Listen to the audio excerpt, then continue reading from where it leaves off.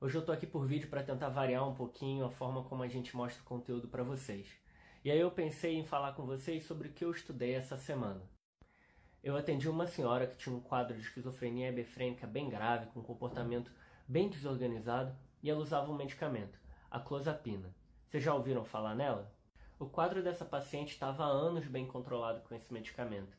E que é um medicamento que a gente tem que tomar muito cuidado, a gente tem que fazer monitorização, a gente tem que prestar atenção nos efeitos adversos. Vocês sabem por quê? Vocês sabem quais são e como fazer? E aí eu fui dar uma lida no artigo do UpToDate de 2 psiquiatras americanos, que é bem interessante, é bem completo. É claro que a gente tem que fazer umas adaptações aqui para o Brasil. A clozapina é um antipsicótico atípico, que é usado só nas situações refratárias. O paciente que você não conseguiu controlar o quadro contra os medicamentos ou que tem um quadro muito grave e está se colocando em risco. Dos efeitos adversos, aquele que é o mais famoso é a neutropenia. Por isso o FDA fala que você não pode começar a medicação com neutrófilos menores do que 1.500. Mas esse nem de perto é o efeito mais comum. Só 1% dos pacientes têm neutropenia, em torno de 3% leucopenia. E aí, para a gente liberar o paciente de usar o remédio, a gente precisa de um hemograma. Esses hemogramas vão ter que ser repetidos com o tempo. E a chance dele desenvolver neutropenia depois de um ano de uso é muito baixa. Por isso, o intervalo entre os hemogramas vai sendo espaçado. Cada serviço de referência tem seus protocolos e você vai segui-los. Mas como é que o FDA orienta que você faça esse monitoramento? Semanal nos primeiros 6 meses, depois semana sim, semana não, dos 6 meses a 1 ano, e mensal depois de 1 ano de uso. Outro efeito adverso que é raro, mas é grave, é a miocardite. Ela é mais rara ainda do que a neutropenia e acontece quase sempre nos primeiros 2 meses. 90% dos pacientes têm esse quadro nos primeiros 2 meses. E aí a gente vai ter que prestar atenção nos sinais e sintomas dessa doença, principalmente dor torácica, febre, taquicardia. Lembrando que a clozapina pode dar taquicardia sem dar miocardite. O eletrocardiograma vai ter que ser monitorizado no primeiro mês. E sabe aquele hemograma que a gente pediu lá atrás para ver os neutrófilos? Você vai ficar de olho também nos eosinófilos. Se começarem a subir, pode significar que esse paciente está desenvolvendo miocardite. Porque o mecanismo proposto é uma infiltração eosinofílica no miocárdio. Fica de olho também no VHS-PCR e na troponina. Outra coisa importante de saber são os efeitos metabólicos que os antipsicóticos têm e com a clozapina não é diferente.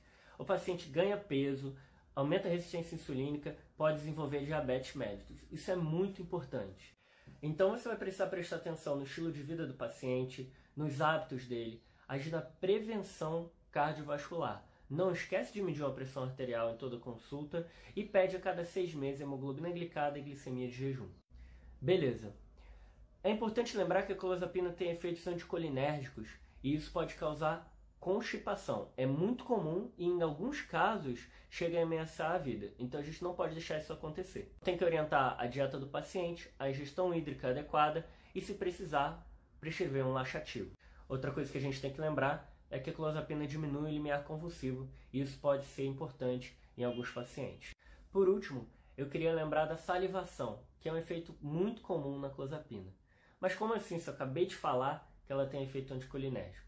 Ninguém sabe exatamente o motivo, mas parece que tem alguma relação com déficit de deglutição. O efeito sedativo dela pode causar esse déficit de deglutição e acumular muita saliva na boca do paciente. Existem alguns mecanismos propostos também, inclusive de metabólitos, que teriam efeito colinérgico, mas isso daí não é tão importante saber. O que é importante saber é que isso existe, a gente precisa prestar atenção e que talvez a gente precise de medicações que diminuem a salivação, mas isso daí é papo para outro vídeo.